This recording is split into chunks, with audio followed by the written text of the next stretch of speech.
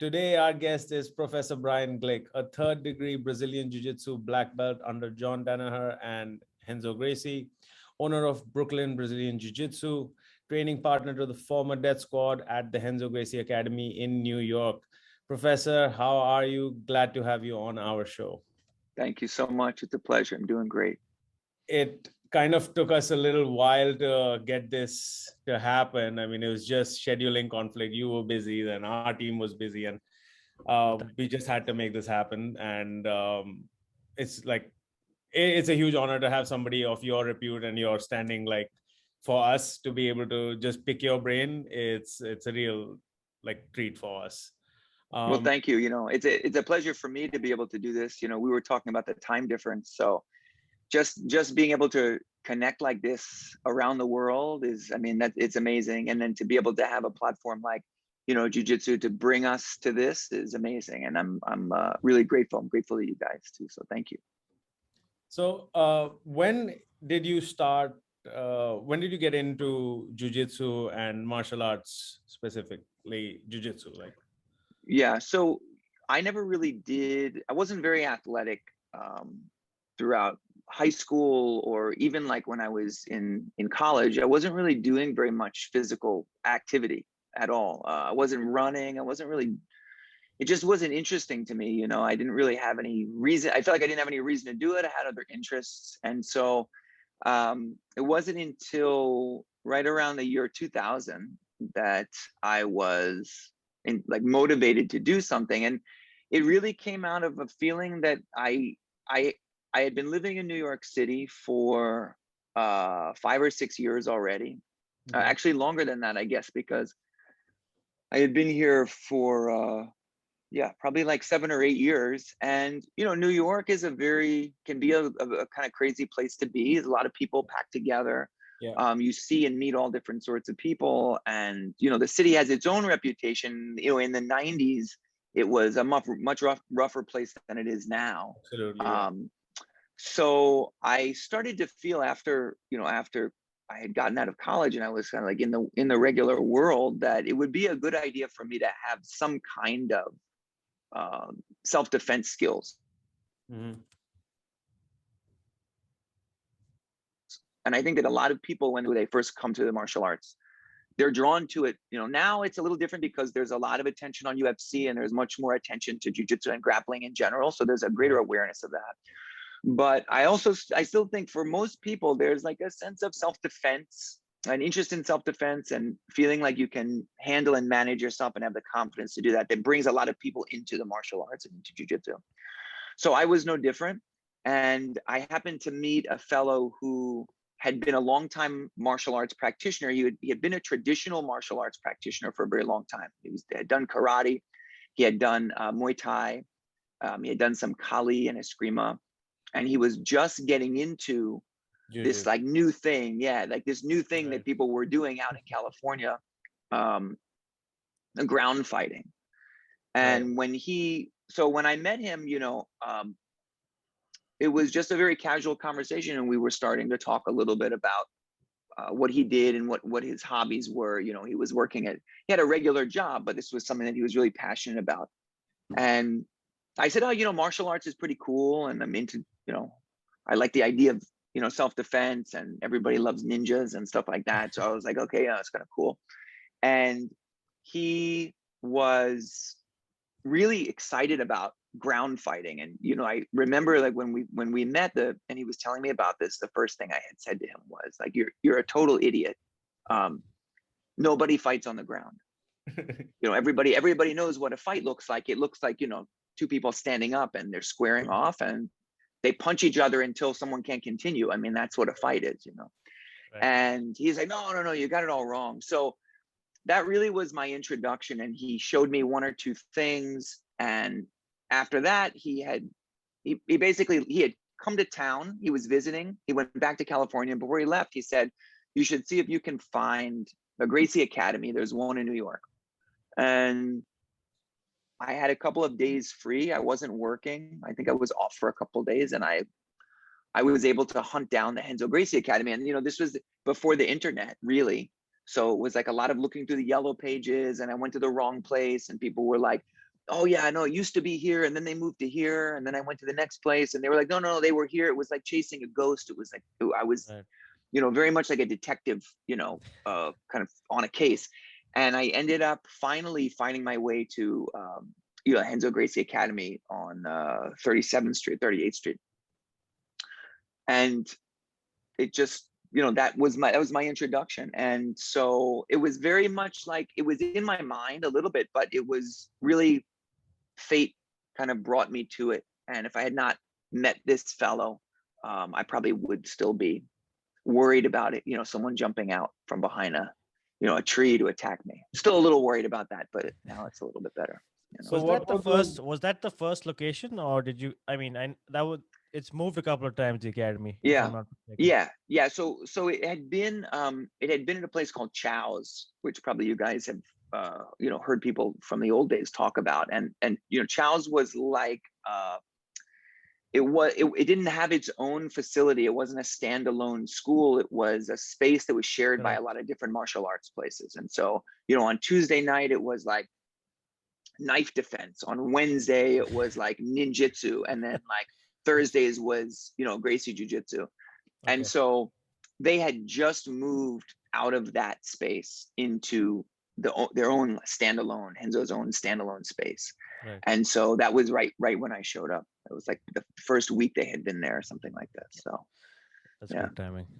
that is fair. yeah, I think so. And what were those initial days like for you, so you just found the academy, you've gone in, What was that room like? Yeah, it was a very intimidating place. I think that when people come to jiu-jitsu now and they do martial arts, really anything, there's so much more information that's available when you're like preparing to research something, and it could be rock climbing, or it could be buying a bicycle, or it could be going to a restaurant. You can just, you go on and you hear other people's opinions. Yeah, exactly. You hear other people's opinions, or people are talking about it. You have, Reddit and social media and things like this. We didn't have any of that. And so going into that room was like, I had no idea what to expect, and because I had never done martial arts before, I didn't even have a context for traditional martial arts. I didn't expect that I was going to come in and have to, bow and have like a formal class. I also didn't, I had seen Fight Club, and like that was I thought maybe it was going to be like that. Right. But really, I had no idea. And so there was a lot of, because there's a lot of uncertainty, I think that people were very on edge, when you were new coming in. And as you guys have probably heard also, a lot of people have talked about those early days where jiu-jitsu in particular was attracting a sort of crowd that was separate and apart from traditional martial arts. So going in was like, you had a group, you had a room, and there were people there clearly who had been there, who knew they knew what they were doing. They had been doing jiu-jitsu for a little while, but everybody else was really just feeling their way through. When I came in, John Danaher, Sean Williams, Gene Dunn, these guys were purple belts. And so that was like, if you were a purple belt, you were like God tier, like. It's still like that in our country. Yeah. I mean, I think in some ways, I imagine like it's the early days. Yeah, it's still the early days. So,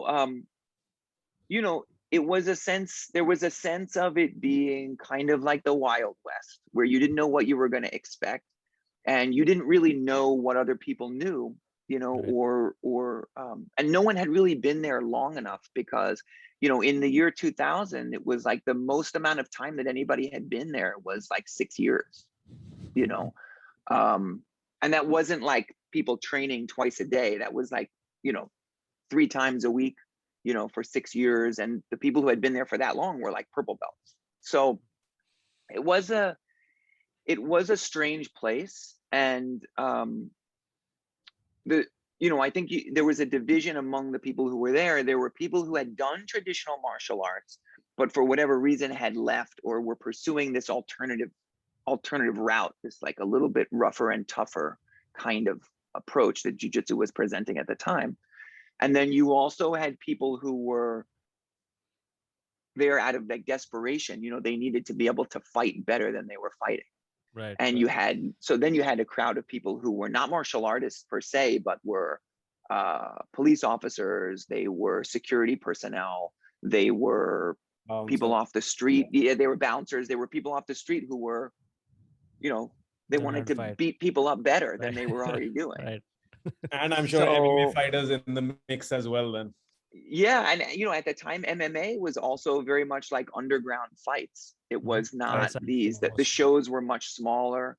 And it was a very amateur sort of thing to do. The big events were like Japanese events. It was like Pancrase and even the UFC was a little bit of a circus. I mean, it still is a circus, but it was like a real like circus then, like strong men and clowns. So it's more of a circus now than it ever has been, I think. Yeah, that's arguable. I think that you're right. Back then it was much more like maybe it was more like a circus sideshow, Fair enough. But yeah, that was, so, going into that place, it was very much, there wasn't really a sense that you had a structure or that you knew what you were going to be getting. And so for someone like me who didn't have any experience, and I wasn't a strong man, I wasn't like physically intimidating, I had to kind of feel my way through what was going on. And and honestly, I think that now for people who are starting, like if you're a white belt and you're beginning and you walk into a place where there are a room full of purple belts, if you're in India or if you're here and there's like a room full of brown and black belts, you're still intimidated. So in some ways, nothing has changed. Right.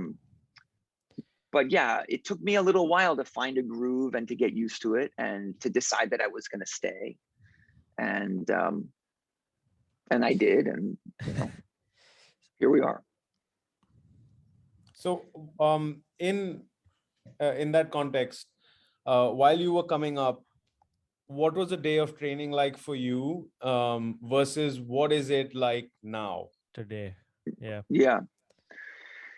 So at the time, there were two classes. Usually there were two classes a day. There was an evening class and there was a daytime class. And most of the people who were like serious practitioners were coming at night. And Renzo was teaching at night. Oftentimes the instructors who were teaching the daytime classes were training at night. So the nighttime group was like Danaher, Sean Williams, Ricardo Almeida, Matt Serra, Nick Serra, Rodrigo Gracie. I'm probably forgetting everybody who's gone on to open their own academy by now. Yes. And the other thing is a lot of those guys, most of those guys were doing, were prepping for MMA fights. Okay. Either at the time, Pride, like not too long after I had started, was when Royce fought Sakuraba. So there was the beginning of this like Japan versus Gracie's thing that came out of Pride and like all of the Pride events and things like that. Yeah, it was a really interesting time. And so in the evenings, there were gi classes and no gi classes, but the MMA guys were there. And so it was there was like a sense of like something really happening, something kind of exciting happening. Then during the day, most of the people who were coming during the day were people who either were like me, where I was working at night a lot of the time, or I was on a schedule where I would have days off intermittently during the course of the week. So it was much easier for me to be able to come in during the day because I didn't have anything to do. So there was a little bit of a split between the nighttime and the daytime people. So I would be coming in 3 or 4 days a week at the beginning.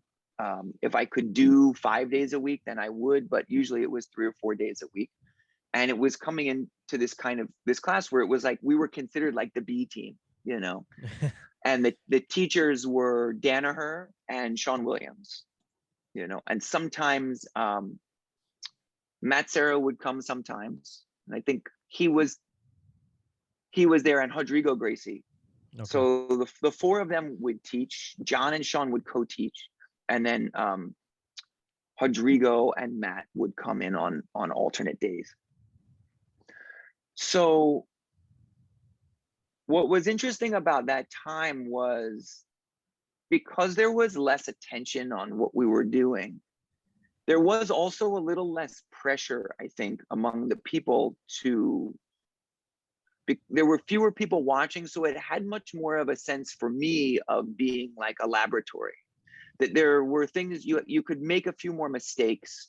You know, it was a little bit more relaxed. There wasn't like a lot of pressure for, you know, that there were people watching, because anytime, I mean, and this still is true, you know, anytime like Renzo is in the room, there's a sense of everybody rising to the expectations. Right. And I believe, you know, that's how it should be. You know, you want to have an instructor who, when they're in the room, they're bringing the level up. Of course, you know, with Danaher, that's always been the case also, but this was a little bit of a different time, you know. So as a result, there was a sense of, you know, camaraderie, a little bit of a more relaxed approach in a way. And so that was cool. And I would come to the nighttime classes sometimes, and it was, you know, it was crazy. It was great, but there were, you know, it was a lot of tension. It was like a lot of pressure. It was a lot of competition. But in terms of my own training, you know, I was going in and I was doing, you know, you would arrive a little bit early and you would train a little bit to warm up with somebody who was there. The class would begin. Oftentimes the takedowns, now takedowns are such a part of our routine, but back then it was, you would do a few repetitions of a takedown that you liked, very informal. And then after that, you would go into the groundwork, which was the main focus of the class. Okay. And the instructor would teach you one or two or three techniques that were linked together in a chain, you know, or were related conceptually. And then after that, it was open-ended sparring. So after that, you would find a partner, you would train. We weren't on the clock. So you would train with somebody until you were done. And then when you were done, you would go on to somebody else. And that would happen until everybody had left the room. You know, there was never a moment where, okay, class is over, you're done. You know, if the class began at noon and you could stay until 3 o'clock, there was probably someone else who would stay until 3 o'clock with you, and you guys would train together. And then if you needed to leave, like right after the instruction, you could only do a little bit of rolling, that would happen too. So it had much more of like a club feel, which, you know, in a way was good. And I think if for people who needed like more structure, it wasn't great, but for people who were comfortable with a little bit of a looser structure, like there was a sense of self-study, you know, like independent study, that was very good. So that was then. And then now, of course, because, you know, the approach has refined, you know, we've refined the approach and the structure has become a little bit clearer. Yeah. You know, my training now is more self-directed because I have a little bit more control over my own, you know, as an instructor. And then, you know, because I have my own schools, like I can kind of set things up a little bit differently. Right. But I try to train, you know, if I'm training 3 or 4 times during the course of the day, then that's not unusual. Not all of those training sessions are hard. Right. Just as even in the old days, not all of our training sessions were hard. Of course. This is a core piece of the training philosophy that I think that John brought to what we do, which is you don't have to train hard every day, but you should be training every day. Okay. So I make sure for myself that I'm training daily. I may take a day off in order to be able to attend to other responsibilities, and I have a family, and, you know, I want to make sure that that's taken care of as well. But training, do you train on Sundays? Right now, I don't train on Sundays, but I used to. I used to be consistently 6 days a week. Now I'm like a little more consistently 5 days a week. Correct. Okay. But on the days when I'm not actually doing jujitsu, I'm doing something related to that. You know, I'll be doing, Okay. I'll be working out, or I'll be running, or I'll be, you know, preparing for the week ahead, and, you know, doing lesson plans and stuff like that. So there's always something. Okay, understood. Yeah. And then, you know, when we were all together, you know, prior to the pandemic, the routine was much more structured as well. You know, in the classroom, there was, I think that a lot of times when people think about how the classroom is, they feel like, you know, like jujitsu is like, you know, slap, bump, roll, like, let's just do, you know, what we're doing. But Oh in my a God. in a professional training environment, which is, you know, what we have, you can't really get away with that for very long, you know. Thank you for saying that. Yeah, you need a structure. You need a structure. And I'll also say this, you know, I think that even you don't have to be at like a professional level to be training like a professional. You can have a very structured environment. And one of the things that you know, that developed over the years was that the routine, the specifics of what you're learning, there's always an element, there should be in a good classroom, in my opinion, there needs to be an element of familiarity and an element of something that's not familiar to you. Because if everything is familiar, then you get bored very easily. True. But if nothing is familiar, you get lost very easily.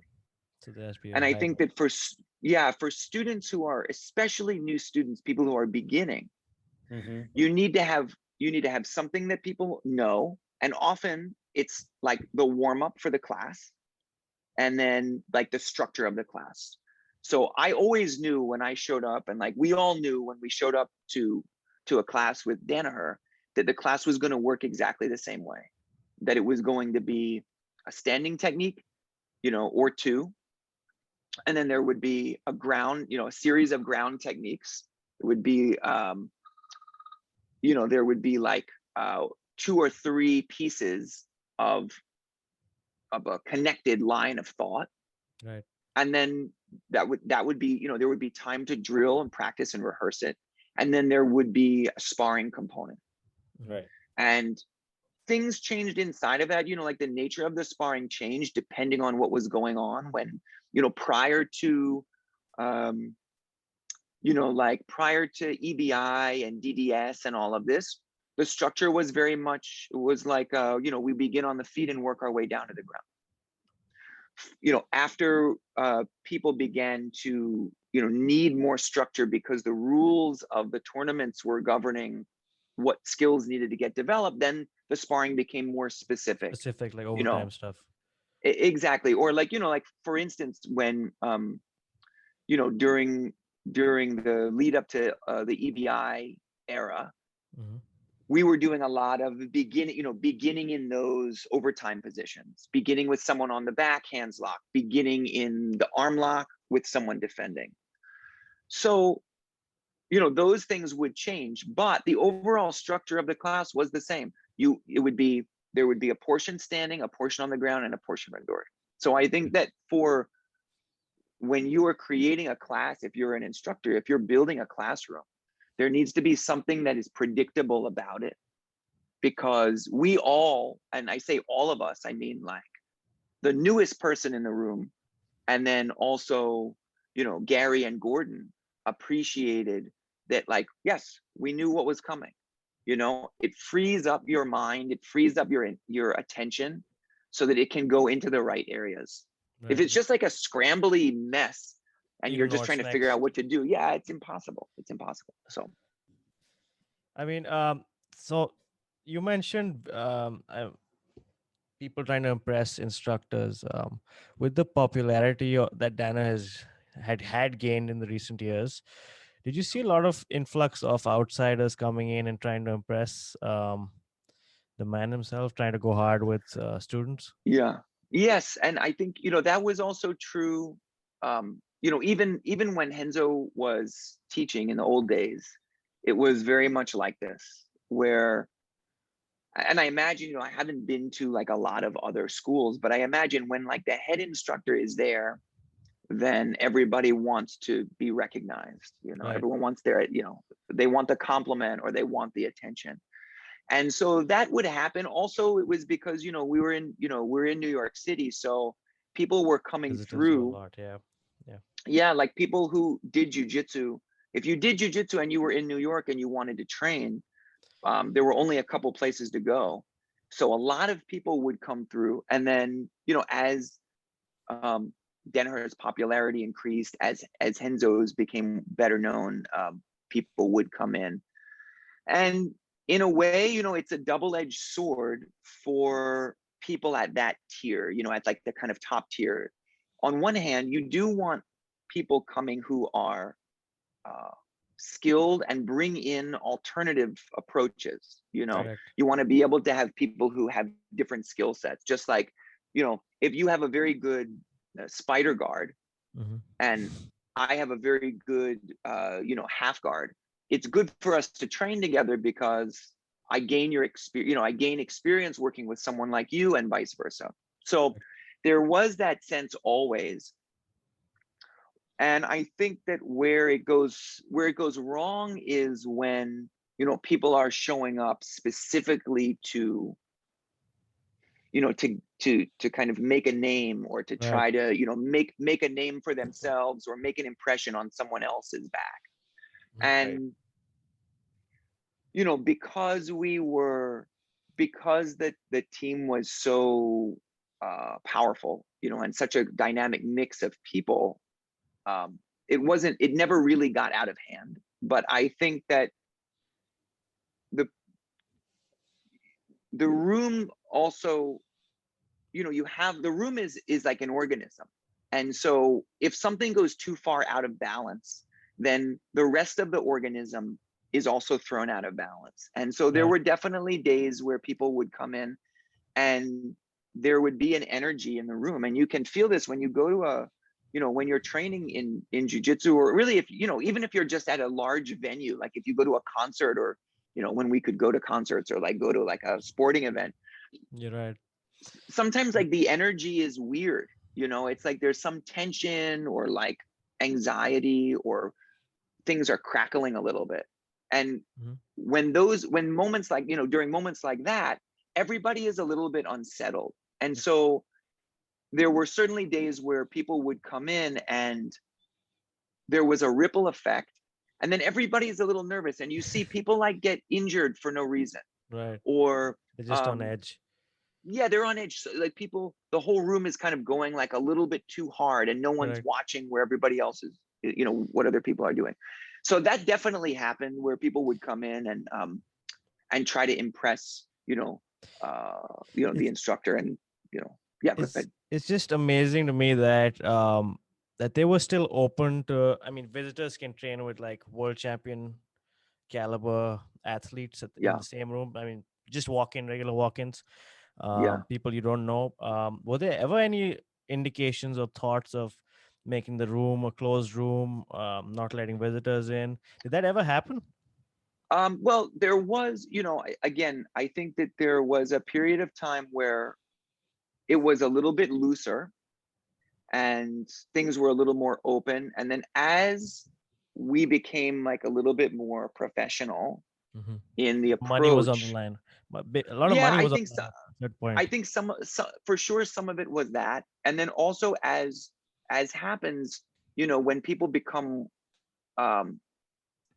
you know, when people began winning these major tournaments, they became the standard that others wanted to measure themselves against. Right. So, you know, I think that there was a way in which, you know,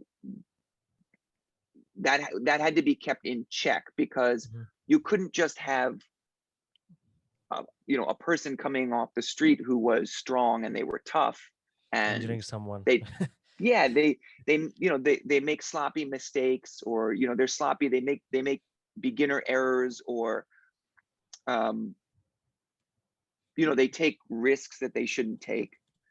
So although the room was open, not everybody would like not everybody would train with everybody, you know, like which I think it's as much of a safety It you know, is, it's safety for everybody, right? It's safety for the, you know, the guys at the top, and then it's safety for the people who are coming in also, so that they don't, you know, do something that will get them hurt.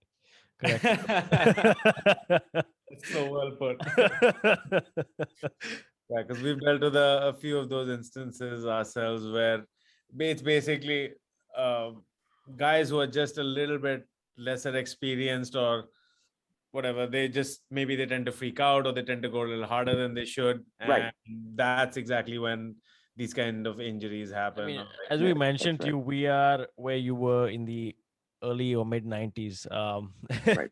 We have one black belt, one brown belt, and about 4 purple belts in the country.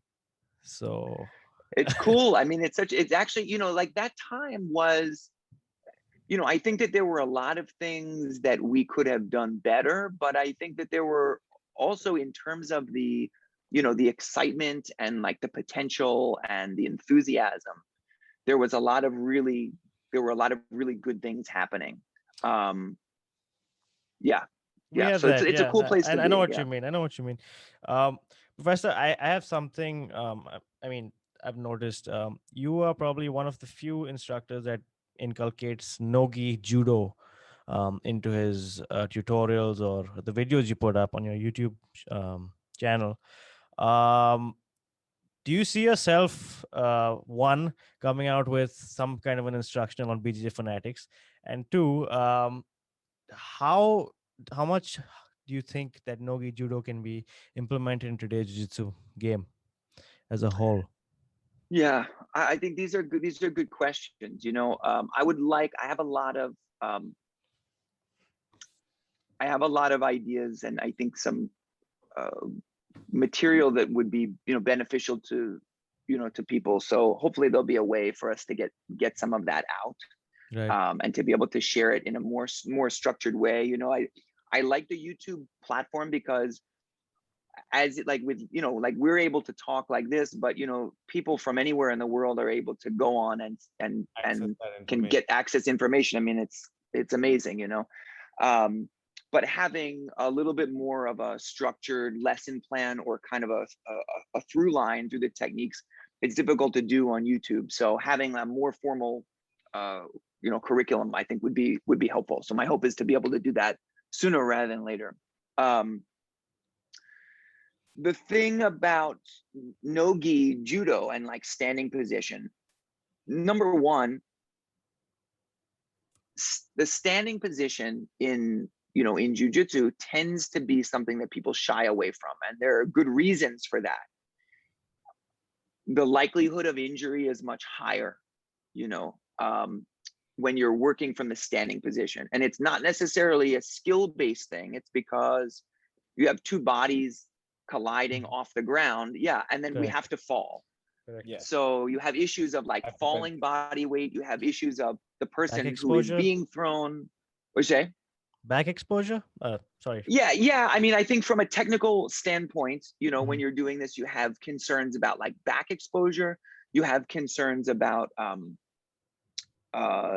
like just general safety concerns. Correct. You know, so there's like these things, you know, whereas when we're on the ground, the other thing is about, you know, in wrestling, both wrestling and judo, is you have to be kind of explosive to be able to be effective with the techniques against so much resistance. Right. And the point system and the rules are set up in both judo and wrestling really to be able to reward somebody for 100% effort in a single direction. Right. Yeah. In jiu-jitsu, we don't have that as much. You know, our energy is dispersed much, you know, along a much greater, you know, plane, where you have attacks one way and the other. You're able to change direction, so you never really want to be moving 100% in one, you know, in one laser beam focused area, unless you already have control and you're going for the submission or you're going for the double leg. So, right.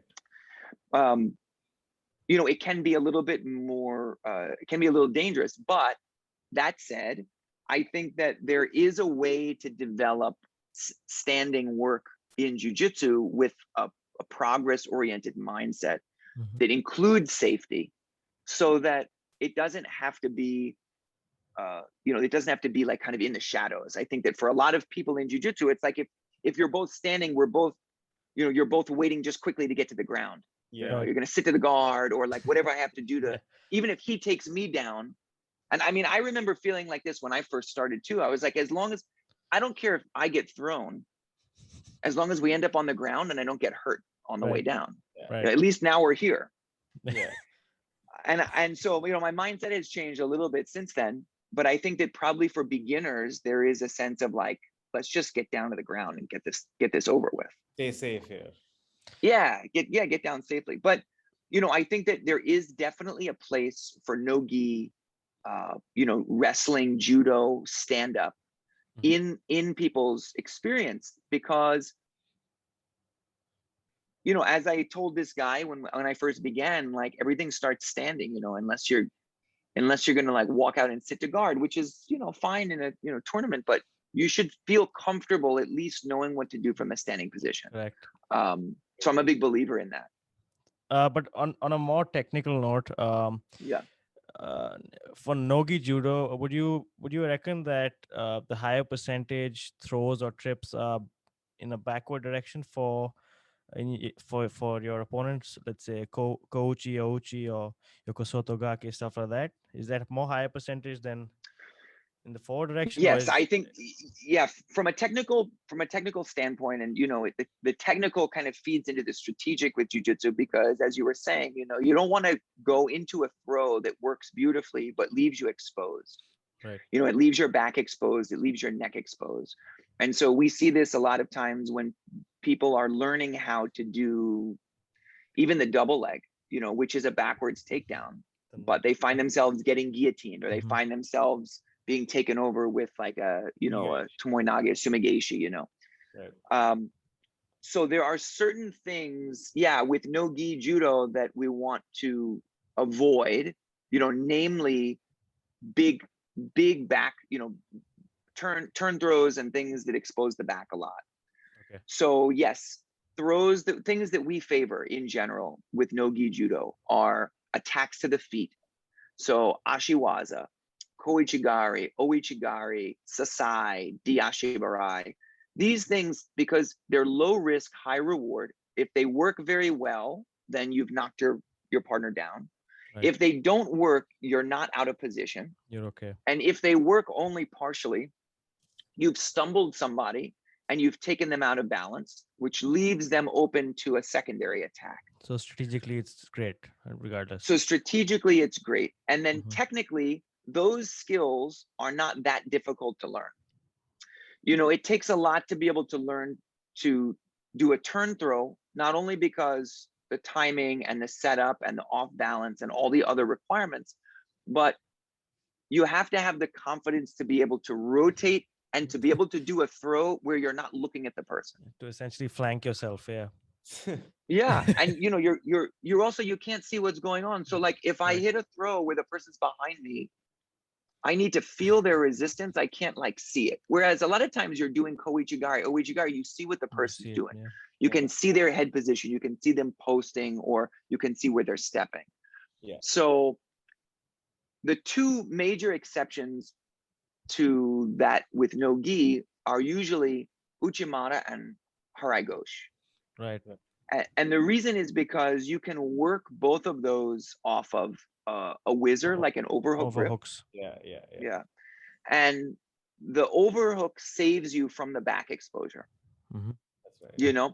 Like if you have the overhook, your partner is going to have a very difficult time going around behind you. And you can get away with this rotational turn with a minimal amount of back exposure, Okay. So those two throws are ones that we've favored, and you see in tournament play that even at the highest levels, haraigoshi happens all the time. Craig Jones did one recently. With Craig Jones, I was about to mention. Beautiful. Yeah. Gary Tonin has used haraigoshi in the past very effectively. And he managed to do it with a lat grip as well. Yeah, and he uses you can to roll to the legs as well. Then for your exactly, you have some alternative grips. Correct. And then entries into the legs when things don't go. And then uchimata is another one, because Uchimata is a throw that can be done one-handed, no gi, because the overhook, the overwrap, and then the post hand on the floor. And again, if things go south, You got Victor's rolls and all kinds of stuff there. yeah, you have the ability to roll out. You have the Awesome. overhook. So yeah, hopefully that's helpful. That is very helpful. It really is. Good. So have you dealt with any significant injuries over your tenured career? And Yeah. if so, give us some tips. Sure. What do we do? Sure. So I think I think that injuries are a part of what we do. Absolutely. And so it can be helpful to think about, when I talk to students about injuries, first of all, I try to talk about injuries before they happen. A lot of times people, instructors are talking about injuries only after they happen, and they're like, oh, you shouldn't have done this. Yeah. Or they don't talk about them because they don't want, they don't want to scare people off. Right. But Understandably. yeah, and I think that we can talk about injuries as being in a couple of different categories. And there are, avoidable injuries, which are things that you can correct for. Sure. There are unavoidable injuries, which are things that just happen in the course of the training. And then there are catastrophic injuries, which may be avoidable or unavoidable, but you should know very well, like, what the major causes of those are, so that you can stay well away from them. Right. When we talk about, so I'll work from the least to the worst, the least bad to the worst. But when you're talking about like avoidable injuries, we're talking about things like, that you have control over. So what's an avoidable injury? Well, an example of an avoidable injury is when you and I are training together, I have to have enough self-awareness and control that I don't break your arm when I put you in the arm lock. Like, that's an injury that I can train to prevent. Of course. And sometimes that sort of training comes out of a more gentle approach, but like a more moderate approach to speed and power, where if you and I don't have the same skill level, if I put a lot of pressure on you, I may prompt a reaction out of fear or, ignorance that Right. leads you to get injured. Right. So some of it has to do with regulating pace, and that often will come from the instructor and the training room. You have to say, okay, everybody, look, we're going to be working at a moderate pace in order to be able to keep everybody safe, and so different levels can work together. Right. Other avoidable injuries, are things like slowing down enough, ways to avoid injuries are, you can slow down enough so that you're not at risk of like elbowing someone in their eye, or, kneeing them in their groin, or, things like that. It happens though sometimes. It happens, but it's right, exactly. But so it daily. happens. Exactly. Yeah, I know. Well, sometimes me too, but those sorts of things, they're avoidable. And also, you have to understand as a student that things like that will happen. Right. Yeah. You will get bumps and bruises, muscle strains. I think for the first 4 or 5 months of training, I had like incredibly bad tendonitis in my elbows, and the reason was because I was doing all of this like pulling with the gi and like pushing, and I had never done any of this before. I wasn't training in the, I didn't have a big workout routine. I wasn't going to the gym. I didn't do any like prep. So I suffered through that for months. And, I saw that as just kind of soreness and part of the process. When people start to see little injuries like that, or kind of moments of discomfort, as being something wrong with the training, Right. then often they go like, there's something wrong here, so I need to stop. Or there's something wrong here, so I'm going to blame you. Instead of understanding that like the body needs time to adapt to this sort of activity, unless you're already doing, Right. Right. So Catastrophic ones. unavoidable. Does that make sense to you guys? Does that Yeah, like sound it true? does. Yeah. And like occasionally you're going to get somebody who like spins around too fast and they elbow you. So like you get with a spastic person and, like I got 4 or 5 times, like, the same cut here all the time, like somebody's elbow, somebody's knee, somebody headbutts knee. Right. And so, like you have to, you get stitches. Yeah, you get stitches, and people who are not doing jujitsu don't understand. And they're like, they see it as catastrophic, like, what are you doing? Yeah. Those sorts of things, they're going to happen. And, you can do like the common sense stuff. You keep your nails short so that you don't scratch the person, and then your nail doesn't get like peeled off backwards when, you're grabbing the gi. You can wear a mouth guard if you feel like, there's a risk that you're gonna, someone's gonna bump you in the chin, you're gonna knock your teeth out. You can make sure your gi is well fitting and it's not like too baggy or like too tight where like the person's got to grab your skin.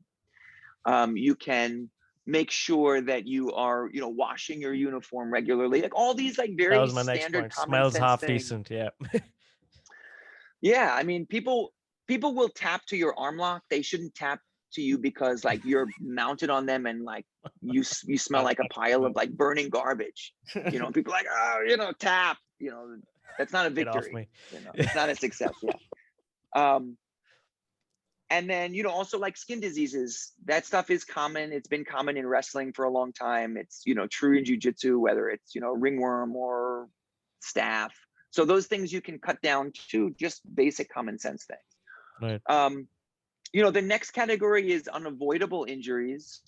And I think that those range, there's just part of that is developing a more stoic approach to, to things going wrong. And it goes back to my thought about when, like if somebody elbows you accidentally, as long as they're not, it's not ending your life. Yeah.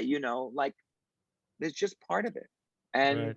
For sure. We often make, injuries in particular, you're often like, there's like the injury, and then there's like the first injury and the second injury. Like the first injury is when somebody headbutts you, and the second injury is when you take it personally.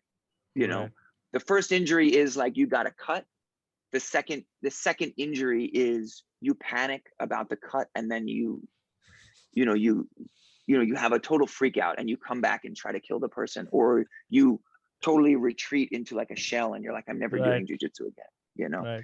So accepting the fact that we're not playing checkers here, we're not, you might get injured. And then having cultivating a little bit more of a stoic approach also serves you in other parts of your life, because part of the nature of being a human being is that the things that you get a lot of the things that you don't want, and you're always chasing after the things that you do want, and they always seem to be disappearing before your eyes. So if you can approach the whole process with a little bit more of a stoic view, you tend to have a better time, I think, of it. That's refreshing. And then you have to, you have to have that. Otherwise there's no longevity for you. Yeah. You're going to hit a wall every few weeks. Yeah, you're like, you need someone to talk you off the ledge, or like someone to call you up and be like, oh, you should come back to training. Like, what happened to you? And oh my God. You're like, he hit me in the head. Like, guy's a jerk. Yeah, we've dealt with our fair share. I had a tickle for every time I've heard that. Yeah. I had to do that. It's fucking Yeah. So I think, as instructors, talking about this stuff beforehand is helpful. You say, listen, in this environment, we have to trust one another, not just like a blind trust, but a trust that, I'm not deliberately trying to hurt you, even though it looks on the surface, because jiu-jitsu has this brutal, aspect to it. Yeah. Right.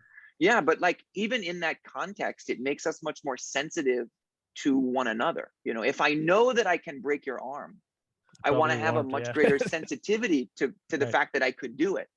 And you take the average person on the street walking around, and they're like, if they get into it, they don't have a sensitivity to that. It's kind of like an on or an off switch. Whereas we get to develop this finer gradation, and then the last piece, which I'll just, what'd you say? I didn't think of that. Yeah, that's very true. Yeah. The average person is like they have no consciousness of no control either. Yeah. No control either. Yeah. So the last piece is the kind of catastrophic injury. And those are things which, we want to avoid at all costs. And we really need to take as much care as we can to stay out of, or as instructors, prevent situations where people can become catastrophically injured. So what are we talking about with that? Well, we're talking about injuries, a lot of injuries that happen standing down to the ground, where there's falling body weight. And an example of that, you can think of these jumping the guard, flying leg attacks, flying triangles, flying arm locks. This is not a debate about whether those techniques work or not. This is about keeping people safe for the long term when they're training inside of a dojo. People go to tournaments and you sign a waiver for a reason. When you're doing a tournament or a competition, you're accepting the risk, but you don't want to accept an unacceptable risk in the training day to day. Yeah. So you can have a couple of structures set up inside of the classroom that allow you to keep people safe. And then as a practitioner, you can recognize there are times when you may be with somebody who you don't know or you don't trust. You asked about people coming in to the basement or to Renzo's all the time. Right. And there were times where we were matched up with people who we didn't know. And if there's somebody, it's different. Like if it's someone comes in and there were a lot of for instance, there would be UFC fighters would come in. Yeah. And at first blush, you would think, oh, like this is going to be a tough, this is going to be like I got to be careful. Those are professionals.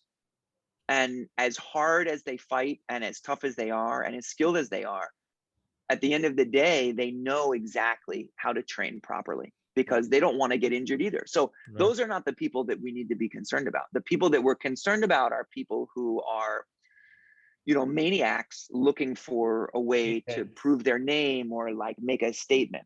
Yeah. So there are times where I'm pretty confident in my standing techniques, like I'm pretty good, with that.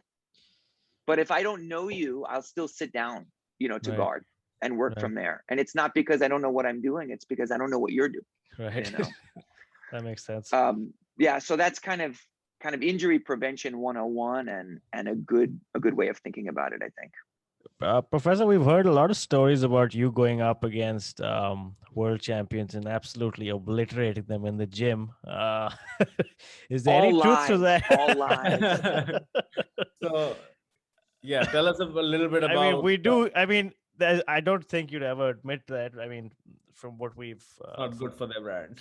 No. Just from our conversation, but we do hear stories. There are stories out there.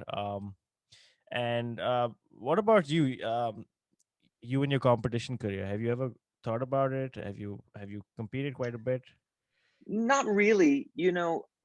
One of the things that's always been most interesting to me about the training, and this is even from the very beginning, was there are two things. The first one is that I've always been, I love Jiu Jitsu. I love the martial arts. And one of the things that I love the most about it is the process of getting to a place where the techniques work for me. And that process has always been the thing that I'm most interested in. And it doesn't mean that like I'm not interested in outcome or I'm not interested in results or I'm not interested in like, I like to do well. I don't like losing, but I think that the people who have been very, very successful in like tournament or competition have that as a driving motivator.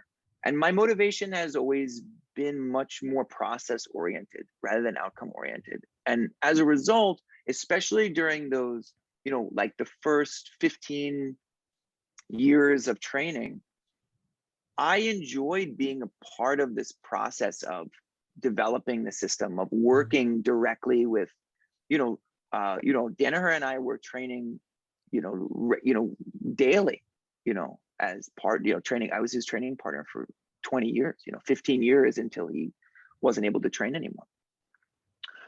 And I believe that being more attached to a process is a big reason why I stuck with jiu-jitsu over time.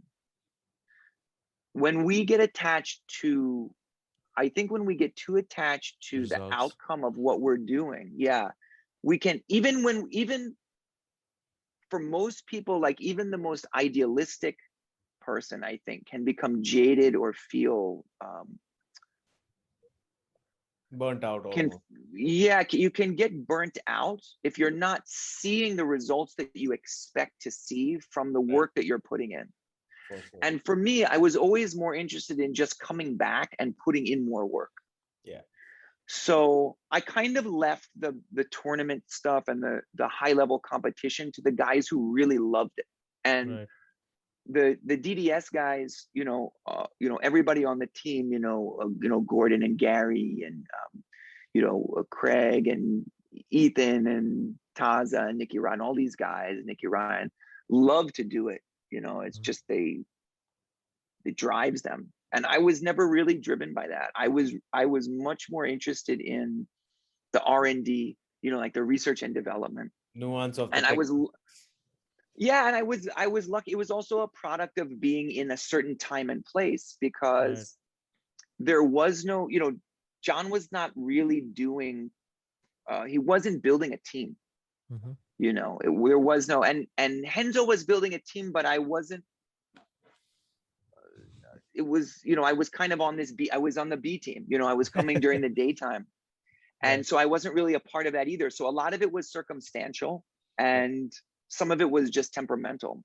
But I also think that it turned out pretty well, because even now where, I'm past, like peak years of like when I would have been a competitor, at a very high level, I believe I'm past that time. I don't know if I would have been great or not, like, but I do know, like, I'm past when that peak is, Not and from so, well, I think, like, if you're in your 20s, your 20s, your 30s, like, that's a good time. That's a good time for the body. That's a good time for, like, usually life responsibilities, the world kind of forms around you instead of you having to kind of form around it.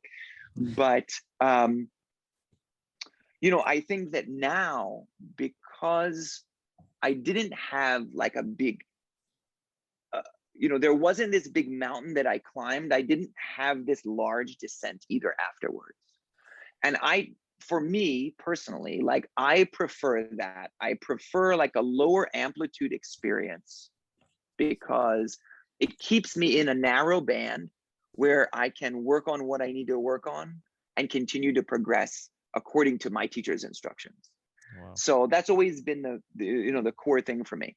And then on the other, running parallel to that, every day was a competition. I mean, I was in the again, like, Renzo's was the Mecca. It is the Mecca. Right. It is the Mecca. So, the day that I got my black belt, it was, at the time, so this was 2006. So at the time, like, in that training room, the day was like, and I don't know, you guys may know these names and maybe not. Maybe I'm like, this is like the old days, but Marcio Feitosa, who was like a world champion, like the main head instructor for Gracie Baja now, but at the time was like unbeatable. Ricardo Almeida, Danaher, Sean Williams, Renzo, Gene Dunn, Fabio Leopoldo, Peter Chumba, like a lot of, like, those at the time, those were the guys who are winning the worlds, winning the Pan Ams. it was like, that was the room.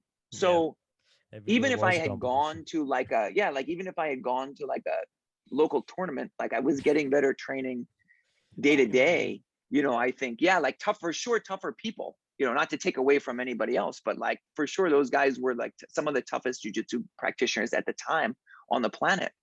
And then, you know, we had, you know, Frankie Edgar, you know, as on his rise up, right. Chris Weidman, you know, just got better from that. The GSP. image kept getting better and better. It was amazing. You know, it was amazing. And so I never really had, I think that it's a little bit different, maybe if you're training in a place where there aren't that level of, you know, high level, there aren't as high level, you know, competitors and people to work with. But for me, that need was satisfied. You know, I knew exactly how I was doing with the people who I was working with. Not only that, but I was also being put up against, you know, not against, but I had this very high, you know, the gold standard, you know, Renzo, John, like, doesn't get better than it that. almost like it would have been weird, you know. So that makes a lot of sense, actually. Yeah. So since we've touched the topic of John Danaher, can you tell us a little bit about your relationship with John over the years? And like, of course, it would be hard to put into words the influence he's had, but just try for us, please. Yeah. You know, I think there are a few times, if you're lucky, I think in our lives, we come across people who are exactly the right teacher for us in exactly the right way. I think that if you're lucky, you come across someone like that, maybe once, maybe twice in your life. And I was fortunate enough to be able to come across him at a time when everything fit for me in a way that made total sense. And when I say that, I think that it's a little misleading, because the sort of thing that I needed when I began jiu-jitsu was exactly the sort of thing that he was providing. And he wasn't even providing it, he was like being that person.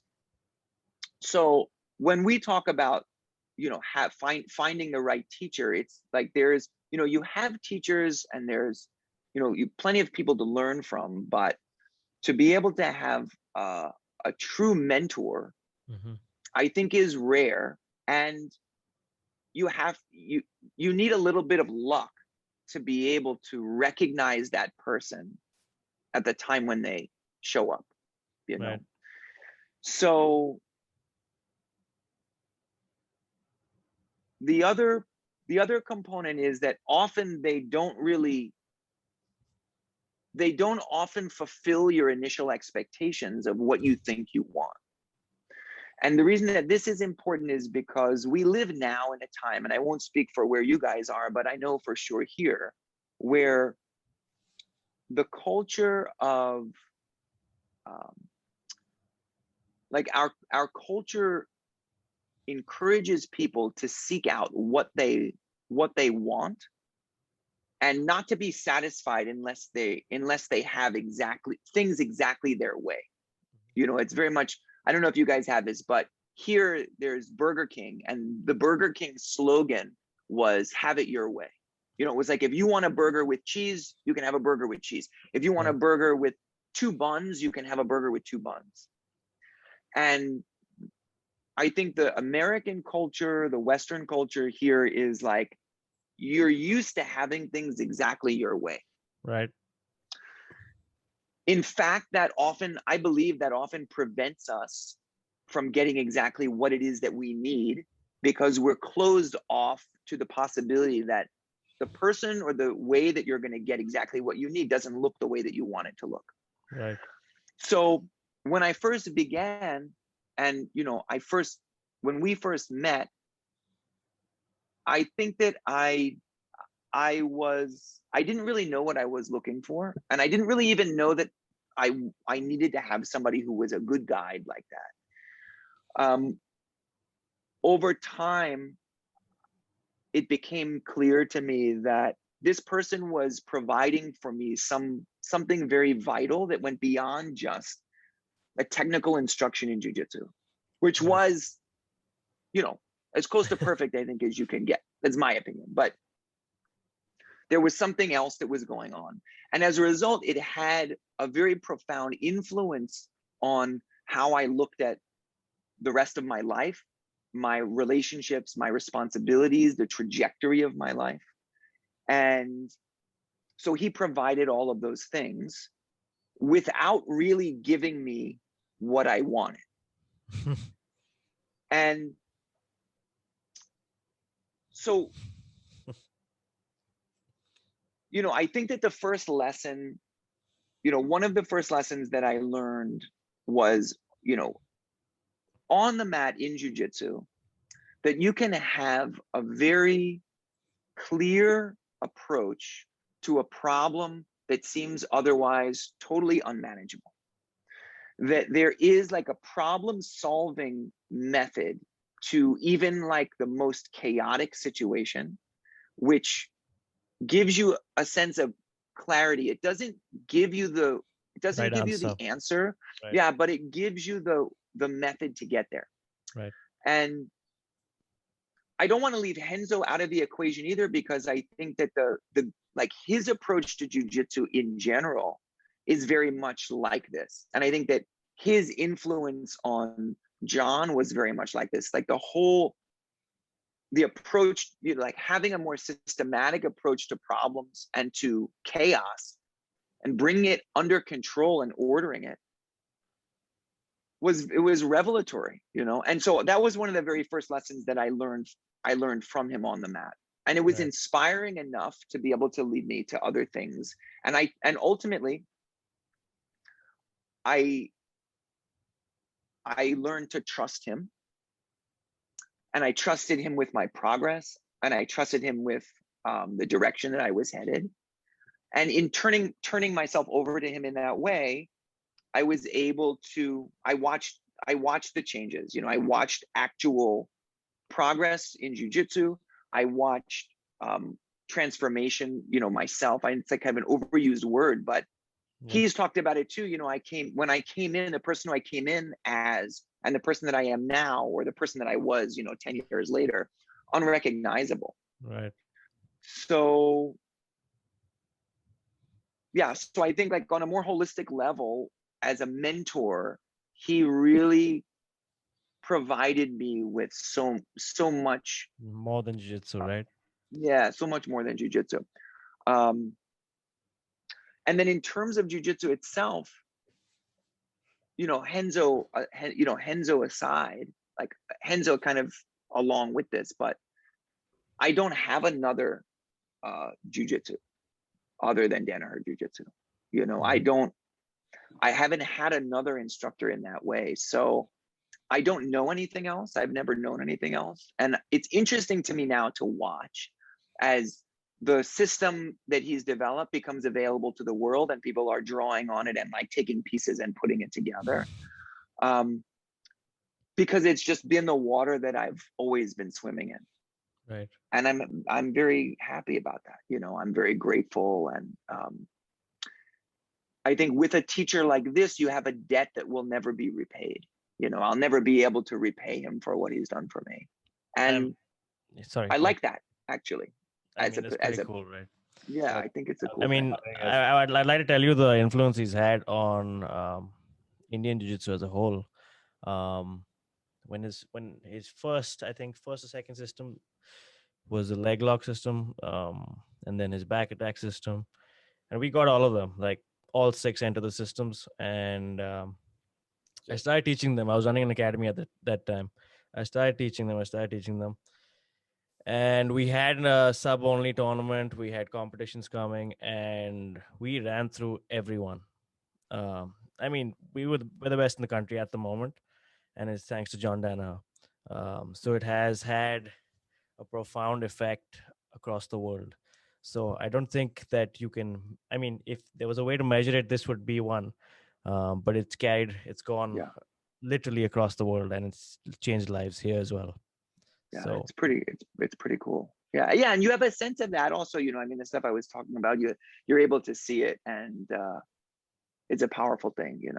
I'm I'm sure that other people who are listening to this or who are practicing, have that same feeling about their own instructors. I'm sure like there's stories. One of the great things about the martial arts is that relationship, that student-teacher relationship, is unique.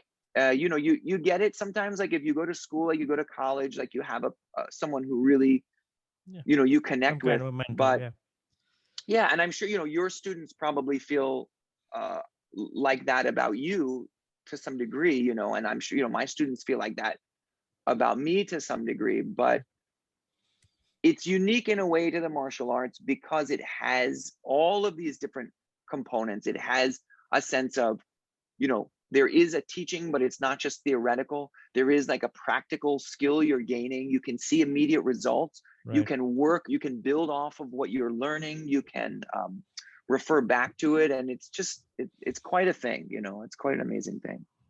It really is. That, and it's not just all talk, like it's quantifiable after a certain in application point. It works, and irrefutably so I think that's what makes it so much more special and so unique as compared to other forms of just information disseminated to people. That's right. Yeah, that's right. That's exactly right. All right, final question. Mohit, you had a good one. So again, a lot of these are from our listeners. As you've aged and as you've progressed in jiu-jitsu, and you've of course as we mentioned earlier, you trained with giant guys like Nicky Rod and Gordon. How do you keep improving and keep up with these young guys, like even on a technical front and from your stoic technical front? I don't think you'd have an issue, would you? But just on a physical front, let's put it like that. Technique. yeah. Well, I think that honestly, yes, I do. I think that there are some components, of the training that are non-jiu-jitsu components that people can work on and develop. You can develop your stamina, you can develop your strength, you can develop your speed. I've put a lot of stock, and again, this is how I was taught. I was taught that if you want to get better at jiu-jitsu, then you have to do jiu-jitsu. If you want to get better at, if you want to get faster, then you can sprint. You can do. If you want to get stronger, then you can lift weights. But jiu-jitsu is its own skill, and so as a result, like I put a lot of stock in the technique, and it has tended over the years to pay off for me in that way. Not on the other hand, but like I'll put a little kind of caveat in there, which is that when we talk about systems and we talk about the back attack system or leg lock system or the whole system, the kind of meta system, there are some elements of jiu-jitsu training which are non-technical. Like they're separate and apart from the technique. They include the technique, but they're not mechanical. And those have to do with the sort of softer skills that I was talking about before, like problem solving, stress management, having a sense of awareness of where you are, and general body mechanics. And those things get built up over time. So marrying the techniques inside of that larger structure is also very helpful. On like a practical level, I know like when Nicky Rod first showed up, on a practical level, like I knew I wasn't going to be able to be stronger than this guy, and I wasn't going to be able to be faster than this guy or more athletic. And he was, whatever he was, like 20 years younger than me. So I had to go to what I know, rather than try to compete with him on his strengths. Right. And what I know is I know jujitsu. Like I have confidence in my ability to frame and fold my body and to measure distance and to use grips and to off balance. And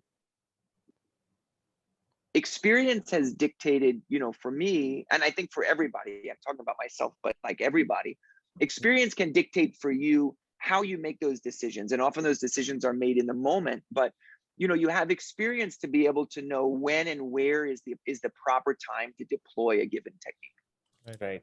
And as a result of that, over time, we become even more efficient. To me, efficiency at this age of practice is more about the efficiency of decision making and making it much more frictionless than it is about like the efficiency of the specific technique or the lock. You know, you want to be able to be efficient. When most people talk about jiu-jitsu, it's like, oh, you know, transfer of force into like the fulcrum. You know, like you want to actually put the arm in a place where it can be hyperextended. So you want to be efficient with your technique. Right. But there is a kind of meta efficiency where you're working with someone who's stronger or faster or heavier, and you don't want to be trying to deploy an efficient technique at the wrong time, because that's not efficient. Right. So some of it is weathering, like in a case like that, it's like weathering the storm. You know, there were plenty of times where, Nicky Rod would like put a ton of pressure, and it's his thing. Yeah. So weathering that storm and being able to hunker down and then find a spot that's the right place to be able to go into the whatever it is that I wanted to do, which would give me the best chance of surviving and then thriving. Right. That was also a big part of it. So when I watch people training, like when I talk to people who are older training with people who are younger, or people who are lighter training with heavier people. Heavier guys, yeah. Yeah, it's very much about being efficient in terms of your decision-making process and understanding when to use what you have instead of trying to match somebody else's strengths. And again, this is like straight out of, the Danaher model, because it was never about meeting somebody at their strength and then overcoming them.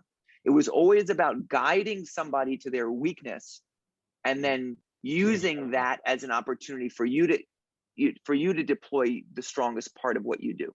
Right. So, like there are times where, I'm happy to say, Nicky, again, I use Nicky Rod as the example because in everybody's mind, he's like this, behemoth guy, right, who's explosive and like flexible beyond all expectation, but like we trained together a lot, and there were days where we trained hard, and I never got hurt with him. Right. And he never hurt me, and I never hurt him. And that's a victory in itself in a lot of ways. It is. So I think that if you're approaching the training with that mindset, then it stops you from having to battle somebody on a playing field that will never ever be in your favor. Mm-hmm. Another piece of that is you have to take your ego out of it. And I know this is kind of like everybody talks about this. Yeah, it's a cliche, but if and only only the practitioner really knows, but like if at your core you feel like there's something that this guy is doing that's like insulting, you're like, like the little eye that lives inside you, like if there's like it's being attacked because this guy is going to pass your guard or he's going to snap you down, then I think it's very, very difficult to stay in a place where you can deal with what's coming without becoming reactive.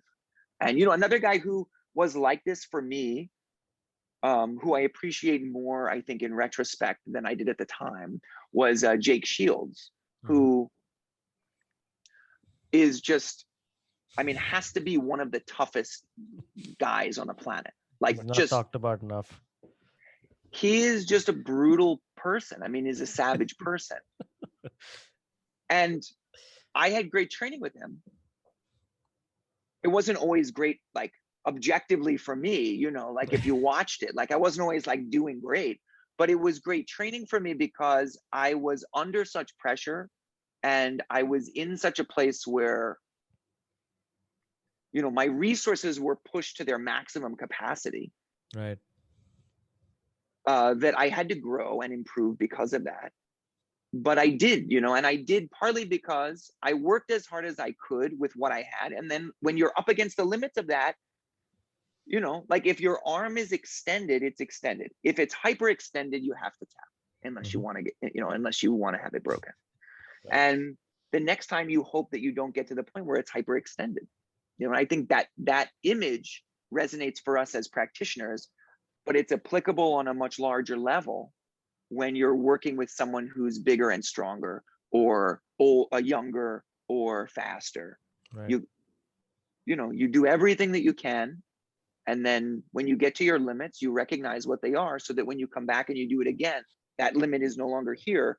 Now it's pushed out a little bit. And right. That's how progress happened, in my opinion. So that's great. That's amazing. That's amazing. Professor, we could hear you talk all night. But unfortunately, we also have stuff to do, and it's nearly midnight, something like that. Professor, where can we reach you online? Where is your academy located? So anybody who wants to reach out to me, I'm on Instagram, and it's B as in boy, Z as in zebra, Glick, my last name. BZ Glick. I'm on Facebook and Instagram, and I try to do a good job of staying in touch with people who try to reach out to me. I don't get to everybody, but I do try very hard. And then I have a YouTube channel. I think if you search my name, it will come up, and I try to share, things that I'm working on and things that people are asking about, and super stuff, if I could say so myself. Thank you. Yeah, thank you. Yeah, amazing videos on YouTube. Super helpful. I mean, it's not we need to recommend these to more people, in my opinion. So it doesn't get out enough. Yeah. And if anyone who is in Brooklyn, I have I'm teaching out of a school, and I have a couple of schools here in Brooklyn, and Brooklyn BJJ, and awesome. Anyone who needs to get in touch with me can also reach out to me that way. But this was really great. This was such a pleasure to be able to talk to you. Thank you for your time. Have a good day. Thank you. Have a good night. All right. See you later. Thank you for doing this again. Okay. Thank you. Okay. Bye.